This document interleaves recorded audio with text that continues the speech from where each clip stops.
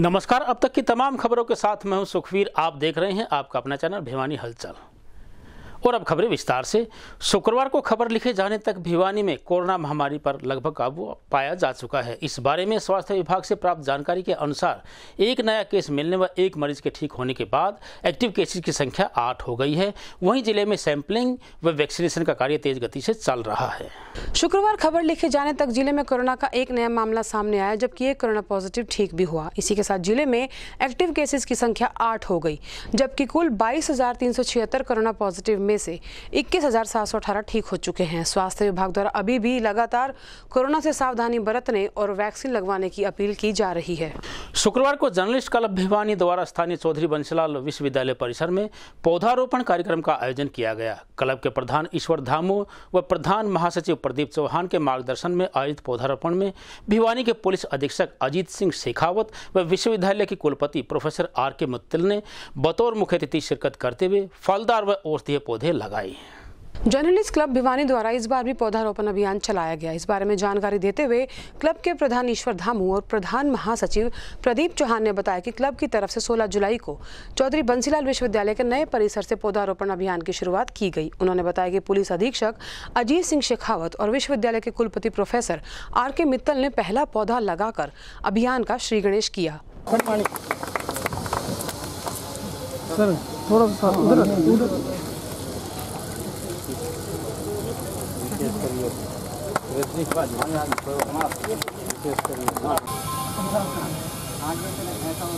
एक बार इधर देखना। और बच्चों को वो मूल्य देने के लिए जिसके लिए शिक्षा दी जाती है, जिसमें पर्यावरण में मानता हूँ एक बहुत ही महत्वपूर्ण मूल्य है, जो आज के दिन आवश्यक है कि किस तरीके से हम जल का, भूमि का, वायु का और इसके संरक्षण हेतु जो ज़्यादा से ज़्यादा पौधे लगाएं, पर्यावरण को नुकसान ना पहुंचाए। ये सोच जब व्यक्ति में आ जाएगी, जो शिक्षा का मैं मानता हूं एक महत्वपूर्ण बिंदु है, उद्देश्य है। इस उद्देश्य में आज प्रेस क्लब भिवानी की तरफ से माननीय ईश्वर धामू जी ने आज ये पहल की। इनका चौधरी बंसीलाल विश्वविद्यालय की तरफ से मैं धन्यवाद करता हूं। इस अवसर पर जिला वन अधिकारी विपिन कुमार सिंह, विश्वविद्यालय के कुल सचिव जितेंद्र भारद्वाज, भाजपा के जिला प्रधान शंकर धूपड़ और सुमिता बजाज डुडेजा भी उपस्थित रही। चौहान ने बताया कि क्लब की ओर से पिछले 3 सालों से लगातार पौधारोपण अभियान चलाया जा रहा है। ये क्लब का स्थायी प्रोजेक्ट है। उन्होंने ये भी बताया कि पौधारोपण अभियान 3 चरणों में पूरा किया जाएगा, जिसके तहत 400 पौधे लगाए जाएंगे।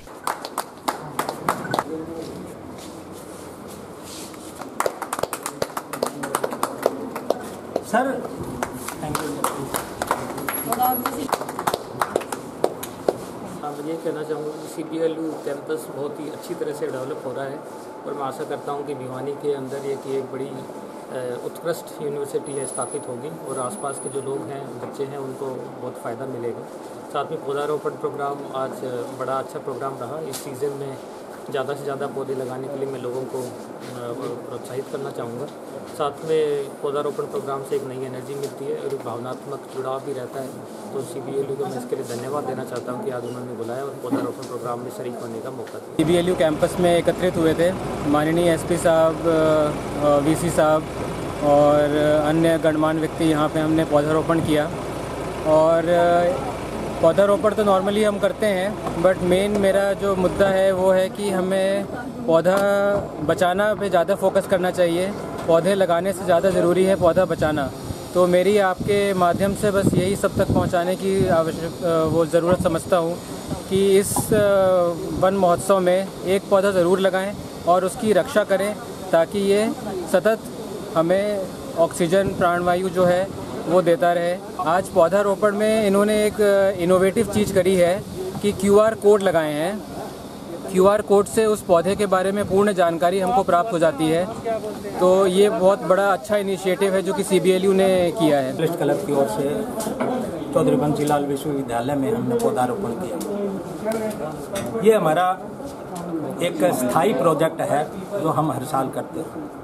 ये अभियान है और इस अभियान की, आज के इस अभियान की शुरुआत आदरणीय एसपी श्री अजीत सिंह जी शेखावत और vice chancellor CBLU professor RK Mittal साहब ने मिलकर किया। ये 3 चरण में चलेगा।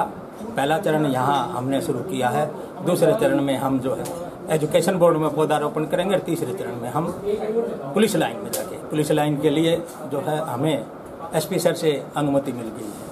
जहाँ तक पौधारोपण की बात है, पौधारोपण आज की ज़रूरत है और ज़रूरत इसलिए है कि अभी जो कोरोना गया तो नहीं है अभी। कोरोना में अगर सबसे ज़्यादा दिक्कत थी और सबसे ज़्यादा जो मौत हुई कोरोना में, वो ये ऑक्सीजन के कारण से। और पौधे एक ऐसी है जो ओरिजिनल प्राकृतिक जो है वो ऑक्सीजन देते हैं। और आज जो ये टेम्परेचर तापमान 45 डिग्री तक पहुंच जाता है, ये 55 पहुंचने में देर नहीं लगती। इसलिए आज देश में 500 करोड़ पौधे लगाने की जरूरत है। इस 500 करोड़ पौधे की जो मुहिम है, इसमें एक छोटी सी, बिल्कुल छोटी सी नाम मात्र की जो है वो हम ये योगदान इस तरह से कर रहे हैं। शुक्रवार को करीब 2 महीने के बाद प्रदेश के स्कूलों में एक बार फिर से रौनक लौट आई है। हरियाणा सरकार के आदेशानुसार 9वीं कक्षा से 12वीं कक्षा तक की कक्षाएं स्कूल में प्रारंभ हो चुकी है। इस बारे में government girls senior secondary school की प्राचार्य किरण गिल ने बताया कि सरकार द्वारा जारी की गई SOP के अनुरूप ही बच्चों को स्कूल में प्रवेश किया जा रहा है। प्रदेश भर में आज से स्कूलों में रौनक लौट आई है। आज कक्षा 9 से 12 तक के स्कूल खोल दिए गए हैं। सरकार ने बच्चों के लिए गाइडलाइंस के हिसाब से स्कूल खोलने की अनुमति प्रदान की है। बच्चों को सोशल डिस्टेंसिंग के साथ बिठाया जाएगा। एक बेंच पर केवल एक बच्चा बैठ पाएगा। वहीं साथ ही बच्चों के बीच के डेस्क खाली रखे जाएंगे। बच्चों की संख्या ज्यादा होने पर उन्हें बुलाने के लिए शेड्यूल भी बनाया जाएगा। इस तरह की गाइडलाइन के साथ आज स्कूल खोलने के लिए आदेश जारी किए गए। वहीं बच्चों ने भी स्कूल खोलने की खुशी जाहिर की। वहीं राज्य के स्कूल के प्राचार्य किरण गिल ने बताया कि सभी प्रकार की व्यवस्था स्कूल द्वारा की गई है। उन्होंने बताया कि स्कूल में छात्राओं की संख्या ज्यादा है, इसलिए ऑड इवन फॉर्मूला लगाया गया है। और मैं इसमें न्यू एडमिशन हूँ और मैं काफ़ी टाइम बाद स्कूल आई हूँ, तो काफ़ी टाइम बाद स्कूल खुले तो काफ़ी अच्छा लग रहा है। फ्रेंड से मिलेंगे। ऑनलाइन में इतना अच्छे से समझ में नहीं आता था, पर इधर काफ़ी अच्छे से समझ में आएगा। मेरा नाम अंजू है और मैं क्लास 12वीं की छात्रा हूँ। मेडिकल स्ट्रीम है मेरे पास और मैं आज स्कूल में आके बहुत खुश हूँ। इतने दिनों बाद स्कूल आई हूँ। कोविड-19 के जो सेफ्टी मेजर्स हैं उनको ध्यान में रखते हुए हम पढ़ाई करेंगे ऑफलाइन, क्योंकि ऑनलाइन में इतना नहीं हो पाता है। रेंज प्रॉब्लम, नेटवर्क प्रॉब्लम रहती है और अभी मौसम भी इतना ठीक नहीं है, तो इसलिए हम चाहते हैं कि ऑफलाइन ही पढ़ें ताकि हमारे जो डाउट्स हो वो भी हम अच्छे से क्लियर कर पाएँ। मैं 12th क्लास में पढ़ती हूँ। आज हमारे स्कूल खुले हैं, मुझे बहुत अच्छा लग रहा है, क्योंकि पहले ऑनलाइन पढ़ाई होती थी तो कुछ समझ नहीं आता था, लेकिन अब बहुत अच्छे से समझ आ रहा है। अब स्कूल आके बहुत अच्छा लग रहा है। अब हम मास्क लगा रहे हैं, सैनिटाइज़र भी यूज़ कर रहे हैं स्कूल में, और अब हमारा पढ़ाई की तरफ बहुत ज़्यादा ध्यान है, क्योंकि पहले ही बहुत ज़्यादा महीने ख़राब हो चुके हैं हमारे, और अब हम पढ़ाई अच्छे से कर रहे हैं। क्या नाम है? Myself Rinku. Myself Sanjal. मैं 12th क्लास में हूँ। अब हमारे स्कूल खुल गए तो ऑफलाइन पढ़ाई बहुत अच्छी हो रही है, क्योंकि ऑनलाइन में नेट की प्रॉब्लम होती थी। अब स्कूल खुलने पर सब छात्र अच्छे से मास्क लगा रहे हैं, सैनिटाइज़र का प्रयोग कर रहे हैं और क्लास में एक बेंच पे एक छात्र बैठ रहे हैं। और अब जो हमारी मैम है वो अच्छे से पढ़ा रही है, हमें उनका समझ में आ रहा है, क्योंकि ऑनलाइन में कभी नेट की प्रॉब्लम होती थी तो कभी वॉइस की। काफ़ी दिनों बाद स्कूल खुले हैं तो बच्चे और टीचर बहुत उत्साहित हैं, और बच्चे ने सभी कम से कम 1500 के करीब बच्चे आज विद्यालय में पहुँचे हैं। और बच्चे सुबह से ही अपना, टीचर्स ने भी अपनी सारी व्यवस्था जो SOP का पालन किया हुआ है। जिस तरह विभाग द्वारा आदेश प्राप्त हुए, बेंचेस पर बच्चों के नाम लिखना, 30 ही बच्चे क्लास में बुलाना, हमने अल्टरनेट डेज पर बच्चों को बुलाया है। आज इवन नंबरिंग के बच्चे आए और कल ओड के बच्चे आएंगे। तो इस तरह बच्चे भी बहुत उत्साहित हैं कि स्कूल खुला, क्योंकि ऑनलाइन में न तो टीचर संतुष्ट हो पाता और न ही बच्चे संतुष्ट हो पा रहे, तो इस करके ऑफलाइन पढ़ाई होगी। आज बच्चे बहुत ही खुश थे। वे काफ़ी दिनों बाद वो अपने फ्रेंड्स से भी मिलेंगे और टीचर से भी अच्छी तरह पढ़ पाएंगे। और हमने सैनिटाइज़र की और मास्क की व्यवस्था बच्चों को विद्यालय द्वारा की गई है। बच्चे घर से भी मास्क लगा के आए, लेकिन जो बच्चे मास्क नहीं लगा रहे थे उन्होंने स्कूल द्वारा मास्क प्रोवाइड करवा दिए गए।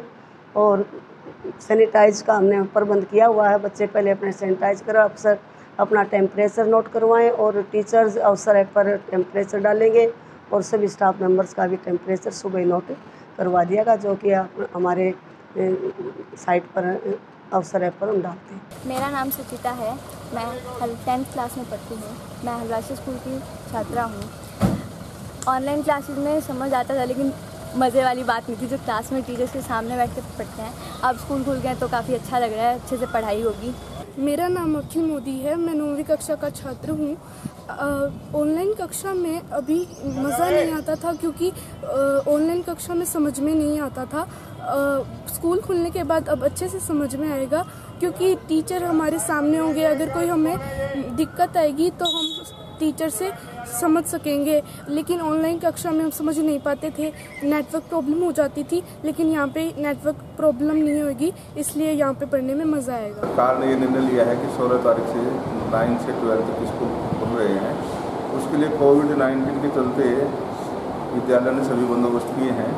गेट पर ही थर्मल स्कैनिंग और सैनिटाइज़र का प्रबंध किया है। हर कमरे को सैनिटाइज कराया है। सोशल डिस्टेंसिंग को ध्यान में रखते हुए स्कूल में जगह जगह पर हमने 6-6 फुट की दूरी पर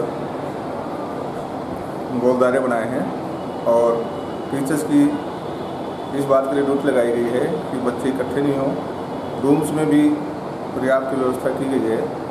हरियाणा सरकार द्वारा विभिन्न वर्गों के कल्याण हेतु 5,92,65,000 रुपए की सहायता से की जा रही है अनेक कल्याणकारी योजनाएं। इस बारे में जिला कल्याण अधिकारी ने बताया कि मुख्यमंत्री विवाह शगुन योजना के अंतर्गत पात्रता पूरी करने वाले परिवारों को लड़की की शादी में 51,000 रुपए शगुन के रूप में दिए जाएंगे। इसके अतिरिक्त तलाकशुदा, अनाथ व बेसहारा लोगों को भी सहायता प्रदान की जाएगी। जिला कल्याण अधिकारी देवेंद्र सिंह ने बताया कि हरियाणा सरकार द्वारा सभी वर्गों के कल्याण के लिए अनेक योजनाएं क्रियान्वित की जा रही हैं। मुख्यमंत्री विवाह शगुन योजना के तहत महिलाओं और लड़कियों और गरीब परिवारों की लड़कियों की शादी के लिए 11,000 रुपए से 51,000 रुपए तक की अनुदान राशि दी जाती है। प्रदेश सरकार द्वारा क्रियान्वित की जा रही मुख्यमंत्री विवाह शगुन योजना के तहत गरीब परिवारों, महिला खिलाड़ियों, विधवाओं, दिव्यांगों की लड़कियों की शादी के लिए अनुदान राशि दी जाती है। उन्होंने बताया कि इस योजना की पात्रता शर्तों में प्रार्थी का हरियाणा राज्य का स्थायी निवासी होना अनिवार्य है। अनुसूचित जाति, विमुक्त जाति, टपरीवास जाति, सामान्य वर्ग, पिछड़े वर्ग के परिवार का नाम गरीबी रेखा की सूची में दर्ज हो। समाज के सभी वर्ग जिनके पास 2.5 एकड़ से कम कृषि भूमि या 1 लाख रुपए से कम वार्षिक आय हो, इस योजना का लाभ उठाने के लिए पात्र परिवार विभाग की ऑनलाइन आवेदन पत्र अपलोड कर सकता है। विवाह से 1 महीना पहले आवेदन करने पर समय पर लाभ प्राप्त किया जा सकता है और विभाग द्वारा बधाई पत्र भी जारी किया जाएगा। इस योजना का लाभ प्राप्त करने के लिए आवेदन पत्र के साथ वर वधू की जन्म तिथि का प्रमाण पत्र, जाति प्रमाण पत्र, रिहायशी प्रमाण पत्र की फोटो प्रति, आधार से लिंक बैंक पासबुक की फोटो प्रति संलग्न करना जरूरी है। वर्ष 2020-21 के अंतर्गत मुख्यमंत्री विवाह शगुन योजना के अंतर्गत कुल 6 करोड़ का बजट प्राप्त हुआ था, जिसमें 5,92,65,000 रुपए की राशि 1904 लाभ पात्रों को दी गई है। जिसका हमारे पास वर्ष 20-21 के अंतर्गत कोई भी ऐसा आवेदन पत्र लंबित नहीं था जिसको राशि ना दी गई हो। इसलिए मैं मानता हूँ यह विभाग की एक अचीवमेंट है। जो अपनी बेटियों की शादी करते हैं गरीब परिवार, उनको समय पर राशि दी जा रही है और वो अब इसका समय पर लाभ उठा रहे हैं। अनुसूचित जाति एवं पिछड़े वर्ग कल्याण विभाग के माध्यम से अनेकों जन कल्याणकारी योजनाएं चलाई गई हैं, जिसमें मुख्यतः मैं आपको बताना चाहूँगा मुख्यमंत्री विवाह शगुन योजना। इस योजना के अंतर्गत ऐसे गरीब परिवार जो बीपीएल श्रेणी से संबंधित है, उनकी लड़कियों की शादी में सरकार द्वारा विभाग के माध्यम से 51,000 रुपये की राशि दी जाती है, जिसमें 46,000 रुपये पहले दिए जाते हैं और 5,000 रुपये शादी का रजिस्ट्रेशन कराने उपरांत दिए जाते हैं। इसके अलावा इस स्कीम में अगर कोई भी विधवा जो किसी भी श्रेणी से संबंधित है, उसको भी 51,000 रुपये का लाभ दिया जाता है, चाहे वो बीपीएल श्रेणी से हो या फिर उसकी 1 लाख से कम आमदनी हो, वार्षिक आमदनी हो। इसके अलावा जो पिछड़ा वर्ग और सामान्य वर्ग से संबंधित आवेदनकर्ताओं हैं, उनको भी जो बीपीएल श्रेणी से संबंधित है, उनको भी 11,000 रुपये की सहायता राशि प्रदान की जाती है, जिसमें इसी प्रकार उनमें भी 10,000 रुपये पहले दिए जाते हैं और 1,000 रुपये की राशि शादी का रजिस्ट्रेशन करने के उपरांत दिए जाते हैं। इस योजना का उद्देश्य ये है कि कोई भी गरीब परिवार जो अपनी बेटी की शादी करता है, उसको विभाग के माध्यम से मदद मिले ताकि वो सम्मान से अपनी बेटी का शादी कर सके। उसको जितना थोड़ा जो सहारा सरकार देना चाहती है उसका यही उद्देश्य है कि वो सम्मान से अपनी बेटी का शादी कर सके और टाइम पे उसको लाभ मिल सके। और इसमें शादी आवेदन पत्र शादी से 1 माह पूर्व ऑनलाइन करवाना होता है, जो कि अंत्योदय भवन भिवानी में मात्र 10 रुपये देकर करवाया जा सकता है। इसमें जो डॉक्यूमेंट है उसमें लड़की की 10वीं की मार्कशीट हो या स्कूल का अन्य प्रमाण हो या फिर ये अपने क्या कहते हैं कमेटी से जन्म प्रमाण पत्र हो, वो लगाना होता है। साथ में राशन कार्ड हुआ, कास्ट सर्टिफिकेट हुआ, और जैसे आवेदन करता उनके फादर या मदर हैं तो अगर फादर अप्लाई करता है तो उनका आधार कार्ड, बैंक खाते की कॉपी ज़रूरत होती है। साथ ही जो वर है उसका भी जन्म प्रमाण पत्र देना होता है। बरसात के मौसम में जल भराव की समस्या से निपटने के लिए जन स्वास्थ्य विभाग ने रोहतक गेट से दादरी गेट तक 28 लाख रुपए की लागत से नई पाइपलाइन डालने का काम पूरा कर लिया है। यह कहना है विभाग के कार्यकारी अभियंता विकास धनखड़ का। उन्होंने बताया कि इस लाइन के डालने के बाद अब जल भराव की स्थिति पैदा नहीं होगी। बरसाती पानी को लेकर शहर के कई क्षेत्रों में भयंकर समस्या बनी हुई थी। इसी समस्या को देखते हुए जन स्वास्थ्य विभाग ने 28 लाख की लागत से रोहतक गेट से लेकर दादरी गेट प्रणामी मंदिर तक की लाइन डाली है। आपको बता दें कि इस बंद पड़ी लाइन की वजह से पानी की निकासी नहीं होती थी, जिसकी वजह से Dadri gate, new housing board, Maharana Pratap colony आदि क्षेत्र में जल भराव की स्थिति उत्पन्न हो जाती थी।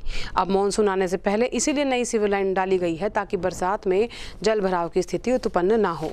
सारा जो ओपन बॉक्स टाइप रही थी उसकी थोड़ी सफाई करवाई गई है, स्लैब हटवा कर बिल्कुल बाकायदा सफाई करवाई गई। इसके अतिरिक्त नई लाइन डाली गई है बावड़ी गेट से प्रणामी मंदिर तक, ताकि जो एमसी कॉलोनी भारतनगर का एरिया का जो पानी भरता था उसकी में अब कोई दिक्कत नहीं आएगी। इसके अतिरिक्त हनुमान गेट से दादरी गेट में अमृत योजना के तहत नगर परिषद भिवानी के द्वारा भी नाला बनाया गया है।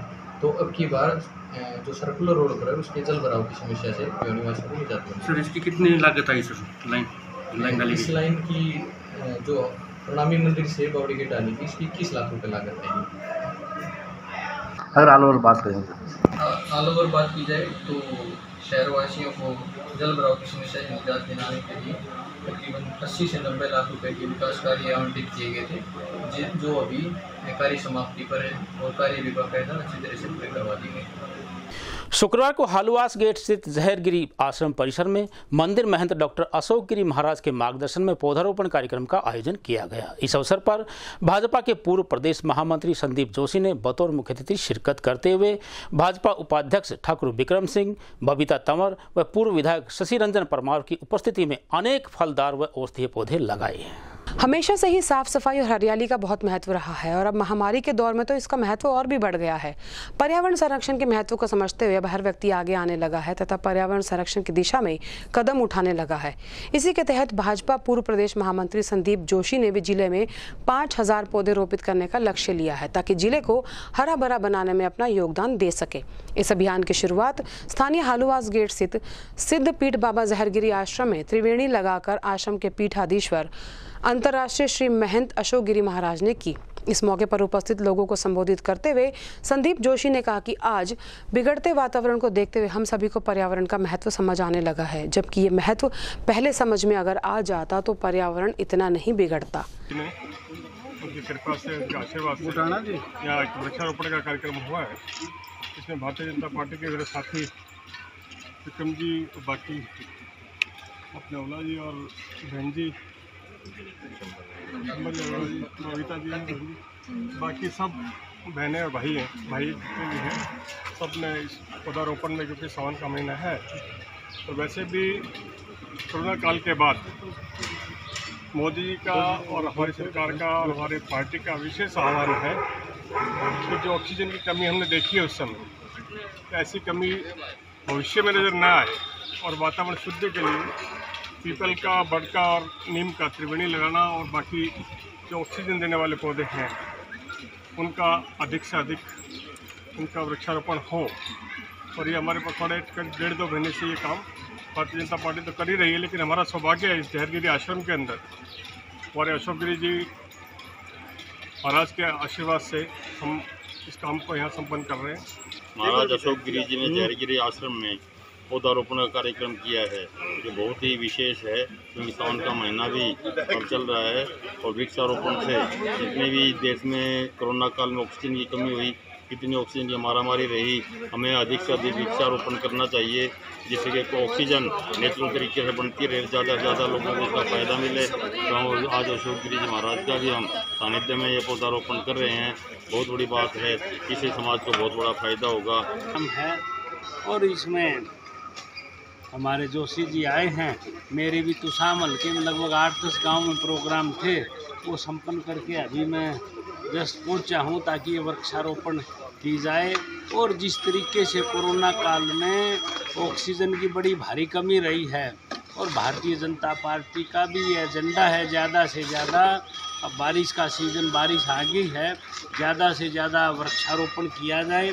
और उसी कड़ी में आज हम सब ने ये यहाँ पर ये त्रिवेणी बाबा जहरगिरी आश्रम में अशोक गिरी महाराज जी के आशीर्वाद से मिलके ये त्रिवेणी लगाई है ताकि इस इलाके को फायदा मिल सके। शुक्रवार को भिवानी के पुलिस अधीक्षक अजीत सिंह शेखावत ने कोरोना महामारी को फैलाने से रोकने के लिए शिव भक्तों से विशेष अपील की है। वहीं उन्होंने हरिद्वार से कावड़ लाने वाले शिव भक्तों से कावड़ नहीं लाने की अपील की है। गौरतलब है कि उत्तराखंड सरकार द्वारा कावड़ लाने पर पूर्ण रूप से प्रतिबंध लगा दिया गया है। उत्तराखंड के हरिद्वार में कोरोना वायरस के खतरे को देखते हुए इस वर्ष कावड़ यात्रा पर रोक लगा दी गई है। इसी को देखते हुए भिवानी के पुलिस अधीक्षक अजीत सिंह शेखावत ने जिलावासियों से अपील की है कि इस वर्ष कोरोना महामारी को देखते हुए सभी शिव भक्त और कावड़ यात्री हरिद्वार न जाएं। ये फैसला आम जनता के ध्यान में रखते हुए लिया गया है। उन्होंने जिलावासियों से अपील की कि जिलावासी त्योहारों के सीजन में अपना ध्यान रखें और सरकार द्वारा दी गई गाइडलाइंस की पालना करें, जिससे आप और आपका परिवार महामारी से सुरक्षित रह सके। वहीं जब इस बारे हनुमान जोड़ीधाम मंदिर के महंत श्री चरणदास महाराज से बात की गई तो उन्होंने भी सभी जिलावासियों से अपील की कि कोरोना महामारी के चलते अपने घर और आसपास के मंदिरों में ही पूजा पाठ करें। जैसे आपको पता कि कोरोना की महामारी अभी पूर्ण रूप से समाप्त नहीं हुई है, साथ में तीसरी वेव आने का भी खतरा अभी तक बना हुआ है। इसी को ध्यान में रखते हुए हरिद्वार में जो कांवड़ लेने जाते हैं उनके ऊपर प्रतिबंध लगाया गया है। तो मैं यहाँ भिवानी से जो भी लोग जाना चाहते हैं उनको यही संदेश देना चाहता हूँ कि अभी हरिद्वार के अंदर आने पे पूर्ण प्रतिबंध है, इसलिए आप भी इसका महामारी के दौरान में वहाँ जाने से परहेज़ करें। साथ में अपने साथियों को भी ये हिदायत दें कि इस बार जो कांवड़ यात्रा है वो एक लिमिटेड तरीके से ही मनाएं। पिछली बार भी कांवड़े नहीं आए हैं क्योंकि उत्तराखंड सरकार का भी ये मानना है कि इस प्रकार के जो मेले होते हैं, जो बड़े उत्सव होते हैं, उसमें बीमारी, कोरोना जैसी बीमारी जो फैली हुई है उससे फैलने का खतरा है। तो कोरोना से बचाने के लिए अब सरकार, शासन, प्रशासन सब कोशिश कर रहे हैं। बहुत सारे संस्थाएं, बहुत सारे लोग इस प्रकार कोशिश में है कि हम ज़्यादा से ज़्यादा संख्या जो है कहीं भी ना बनाएं, कम से कम संख्या हो। और अपने जो भी है भगवान शिव को हम मानने वाले हैं, हमारे शिव आराध्य देव हैं, हमारे श्रद्धा के केंद्र हैं। तो पूरा सावन जब महीना चलता है तो भोलेनाथ के बहुत सारे भगत हैं जिसमें इनको मानते हैं। तो उस प्रकार का कोई न कोई ऐसा संकल्प लें। बहुत सारे काम करने के होते हैं, आदमी भगवान का एक पूजन भी करे, अर्चन भी करे, उपवास भी करें, उनके प्रति श्रद्धा भी करें। और गंगा जल जैसे भी हमें मिले उपलब्ध होता खाने से भी है, अन्य भी जो 2-4 जगह जहाँ जल मिलेगा उससे भगवान का सिंचन करें, भगवान से प्रार्थना करें। हरियाणा सरकार के निर्देशानुसार जन स्वास्थ्य विभाग भिवानी द्वारा शहर में जल भराव की स्थिति से निपटने के लिए करीब 80 लाख रुपए की लागत से पाइपलाइन डालने व जनरेटर सेट लगाने की व्यवस्था पूरी कर ली गई है। इस बारे में विभाग के कार्यकारी अभियंता विकास धनखड़ ने बताया कि विशेष रूप से जल भराव स्थानों पर विभाग की पैनी नजर रहेगी। शहर में बरसाती पानी के जल भराव की स्थिति को याद करके ही रोंगटे खड़े हो जाते हैं, लेकिन मानसून लेट आने के कारण जन स्वास्थ्य विभाग ने इस समस्या से निजात दिलाने के लिए तकरीबन 70 से 80 लाख के बजट के काम किए हैं। जब इस बारे में कार्यकारी अभियंता विकास धनखड़ से बात की गई तो उन्होंने बताया कि शहर में 2 बड़ी पाइपलाइनें बिछाई गई हैं, जिसके अलावा जनरेटर किराए पर लिए गए हैं ताकि बिजली जाने पर सभी पंप सेट सुचारू रूप से काम करते रहें। इसके अलावा 2 वेस्टेज प्लांट भी लगाए गए हैं ताकि शहर में जहां भी जल भराव की स्थिति उत्पन्न हो वहां पहले से ही जाकर जन स्वास्थ्य विभाग की टीम मौके पर तैयार रहे। इसके लिए हमारे डिस्पोजल बनाए गए हैं। शहर में 6 डिस्पोजल हमारे शिवनगर, कंदीराम, विकास नगर और जू रोड, देवसर कॉलोनी और ढाणा रोड पर डिस्पोजल बनाए गए हैं, जिसमें अलग अलग पंप कैपेसिटी के द्वारा जो निचला एरिया है उसका सारा पानी निकाल कर डिस्पोज किया जाता है। और इसमें अगर बरसाती समय के दौरान किसी बिजली बाधित होती है तो हमारे द्वारा DG सेट हायर किए गए हैं। DG सेट हायर करने के बाद हमारे पास डीजल की पंप सेट की पूर्ण व्यवस्था है, जिसके माध्यम से बिजली न आने की सूरत में भी सारा पानी निकाल दिया जाएगा। अगर अधिकतम बारिश होने की सूरत में भी ज़्यादा से ज़्यादा 3 से 5 घंटे में सारा पानी निकाल दिया जाता है। तो सर अगर मोटर की बात की जाए, टोटल कितने पंप लगे हुए हैं, कितनी मोटरें हैं? हमारे पास total 90 HP, 80 HP, 100 HP capacity के मेन डिस्पोजल पर पंप हैं, और इससे लाइट कैपेसिटी के जो अलग अलग बाइफरकेट किए गए हैं शहर के जो छोटे एरिया छोटे पॉकेट हैं, वहाँ पे 40 HP के 30 HP के पंप लगाए गए हैं। इसके अतिरिक्त जो सर्कुलर रोड पर ज़्यादा पानी भरा रहता है, उसके लिए बावड़ी गेट से प्रणामी मंदिर तक नई लाइन डाली गई है, और प्रणामी मंदिर से हनुमान गेट तक जो लाइन जिसमें की सफाई का कार्य भी है वो अलॉट किया हुआ है, जिसमें एजेंसी द्वारा कार्य शुरू कर दिया गया है। और इसके अतिरिक्त दादरी गेट पर 60 HP की नई मोटर लगाई गई है, और बावड़ी गेट पर मोटर लगाई गई, जिसके द्वारा पानी जो है बरसाती पानी की निकासी कर दी जाएगी। ठीक है। अब की बार बारिश के लिए हमारी पूरी तैयारियां हैं। मानसून के देरी आने का हमारे को बहुत फ़ायदा हुआ है, जिसकी वजह से हमने सारा हमारे जितने भी 10 से 12 कार्य हमारे बरसाती समय के जो चल रहे थे सारे कार्य पूर्ण करा लिए गए। विभिन्न एरियो में मैन होल्स जो हमारे हैं उनमें मैकेनिकल मीन से सारी सफाई करवाई गई है, बकेट मशीन के द्वारा सारी सीवर लाइन साफ़ करवा दी गई है। और इसके अतिरिक्त मैं आपको बताना चाहूँगा कि नगर परिषद भिवानी के द्वारा अमृत योजना चल रही है। इस अमृत योजना के तहत 2 नए डिस्पोजल बरसाती पानी की निकासी के लिए बनाए गए हैं, जो कि एक चिड़ियाघर रोड पर स्थित है और एक निकिराम पुस्तकालय पर है, जिनका अभी तुरंत ही कार्य 1 वीक या 10 दिन के अंदर कार्य करना शुरू कर देंगे। शुक्रवार को दादरी गेट स्थित श्री कृष्ण प्रणामी मंदिर में स्थित राधिका धाम परिसर में भागवत कथा के आयोजन के लिए शिष्टाचार बैठक का आयोजन किया गया। इस अवसर पर महामंडलेश्वर शिव ज्योतिषानंद जी महाराज व श्री श्री 108 श्री सदानंद महाराज ने पहुंचकर अनेक विषयों पर चर्चा की। भिवानी के दादरी गेट स्थित श्री कृष्ण प्रणामी मंदिर में श्री राधिका धाम में महामंडलेश्वर शिव ज्योतिषानंद जी महाराज व श्री श्री 108 श्री सदानंद जी महाराज पहुंचे। महाराज जी पहली बार भिवानी पहुंचे हैं, इसलिए भिवानी पहुंचने पर उनका बहुत धूमधाम से स्वागत किया गया। इसके साथ साथ उन्होंने मंदिर और आश्रम का दौरा किया और अनेक विषयों पर पत्रकारों से बात भी की। तुम भी युवा ही हो, तो वास्तव में क्या है, देश के भविष्य तो युवा हैं। हम तो ढलते सूरज हैं, कब ढल जाए पता नहीं। अगर हम इन पर जुम्मे नहीं छोड़ेंगे तो आगे तकलीफ पाएंगे। तो मैं बुजुर्गों से कहता हूँ, इनको आशीर्वाद दो, ये 2, 4, 6 महीने सीख जाएंगे और मैं इनको, ताकि इतने स्थान बने हैं सबको संभालेंगे और नए स्थान बनाएंगे। ये विवेकानंद है।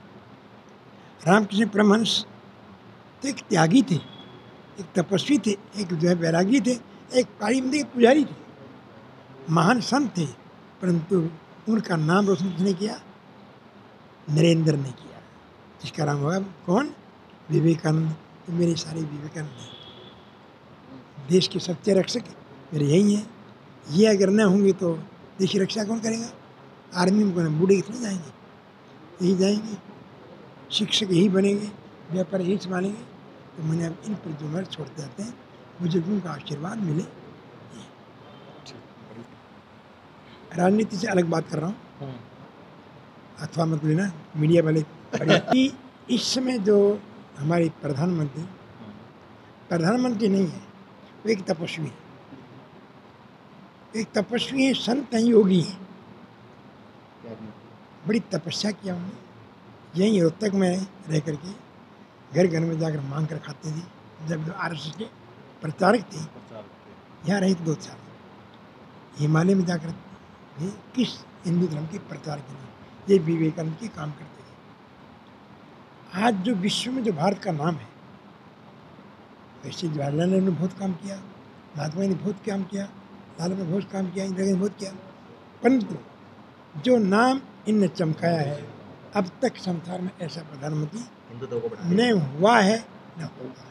शुक्रवार को विभिन्न सामाजिक संगठनों द्वारा हनुमान ढाणी चौक स्थित सैन भगत मंदिर में सूर्य कवि बाजे भगत की जयंती धूमधाम से मनाई गई। इस अवसर पर हरियाणा केश कला बोर्ड के चेयरमैन सुरेश सैन समाज के जिला प्रधान रणवीर भाटी इत्यादि ने पहुंचकर सोनीपत जिले के सिसाना गांव निवासी बाजे भगत के जीवन चरित्र पर विस्तार से प्रकाश डाला और उनसे प्रेरणा लेने की अपील की। स्थानीय हनुमान ढाणी चौक स्थित सैन मंदिर में शुक्रवार को विभिन्न संगठनों द्वारा भारतीय साहित्यकार, कवि, रागिनी, लेखक और सांग कलाकार बाजे भगत की जयंती बड़ी धूमधाम से मनाई गई। इस मौके पर सूर्य कवि बाजे भगत के चित्र पर पुष्प अर्पित किए गए, लड्डू बांटकर उनकी जयंती मनाई गई।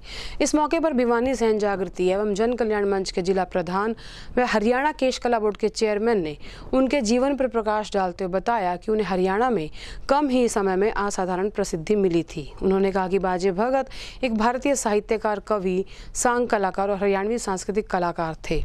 उन्होंने प्रदेश सरकार से मांग की है कि उनकी जीवनी को स्कूल पाठ्यक्रम में शामिल करें ताकि आने वाली पीढ़ियां देश के महान सूर्य कवि की जीवनी से प्रेरणा ले सकें। हमारे जो आज ये कवि बाजे भगत जी जो हैं वो सैन समाज से थे।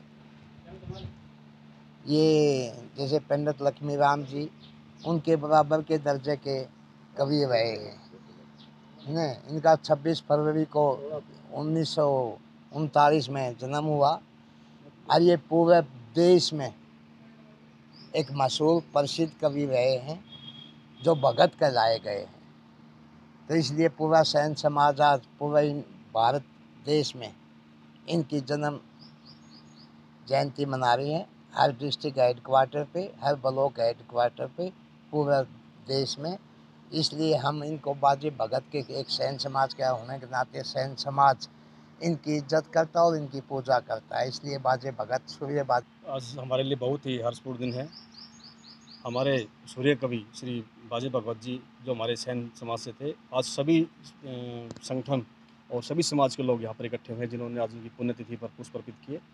आज हनुमान ढाणी चौक सैन मंदिर के अंदर यहाँ पर बाजे भगत जी की पुण्यतिथि बनाई गई और हमारे लिए हर्ष का दिन है क्योंकि सैन बाजे भगत जी का जन्म 16 जुलाई 1898 को सोनीपत के गांव निशाना में हुआ था, सिसाना में। और जो लक्ष्मीचंद जो सूर्य कवि थे, दोनों ही एक ही साथ दोनों साथी थे।